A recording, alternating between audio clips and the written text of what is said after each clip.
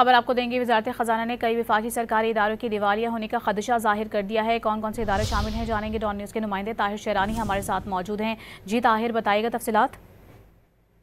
جی، اداروں کی تفصیلات تو سامنے نہیں آئی ہے، لیکن وزارت خزانہ کی دستاویز کے مطابق سب سے زیادہ تشویشناک امر یہ ہے کہ سرکاری اداروں کا الٹیمیٹ زیڈ سکور اوسطاً 0.29% رہ گیا ہے، جو مالی بحران اور دیوالیہ پن کے شدید خطرے کا واضح اشارہ ہے۔ یہ سکور ظاہر کرتا ہے کہ کئی ادارے ریڈ زون میں کام کر رہے ہیں، جہاں دیوالیہ ہونا صرف ایک امکان نہیں بلکہ ایک کبھی امکان ہے۔ الٹیمیٹ زیڈ سکور ایک ایسا فارمولہ یا ماڈل ہے جو مختلف عوامل کی روشنی میں یہ تعین کرتا ہے کہ آیا ادارے دیوالیہ ہونے کی طرف تو نہیں بڑھ رہے۔ فارمولے کے تحت ایک خاص سکور سے کم ہونا اداروں کے دیوالیہ ہونے کے خطرات ظاہر کرتا ہے، اس لیے وزارت خزانہ کی جانب سے سکور کی روشنی میں یہ خدشہ ظاہر کیا گیا ہے۔ دستاویز کے مطابق اندرونی نگرانی کے نظام بار بار بروقت اصلاحاتی اقدامات لینے میں ناکام رہے ہیں۔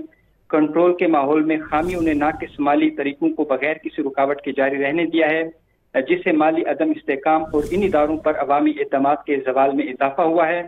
دستاویز کے مطابق ریاستی ملکیتی اداروں کے ایکٹ 2023 کے نفاذ کے باوجود بہت سے بورڈ آف ڈائریکٹرز بدستور غیر فعال ہیں۔ بورڈ کے ارکان کے پاس اکثر نہ تو مہارت، نہ آزادی، نہ تجربہ یا اسٹریٹجک فیصلے لینے اور احتساب نافذ کرنے کا عزم ہوتا ہے۔ زیادہ تر اداروں میں آڈٹ کمپنیاں غیر فعال یا صرف علامتی ہوتی ہیں، ان کے پاس نہ تو چیلنج کرنے کی تکنیکی قابلیت، نہ ہی مالیاتی شفافیت کی نگرانی کی اہلیت ہوتی ہے۔ خطرے کے انتظام کے طریقہ کار یا تو بالکل غیر موجود ہوتے ہیں یا محض خانہ پوری تک محدود ہوتے ہیں، جن میں عملی یا مالی فیصلوں سے کوئی تعلق نہیں ہوتا۔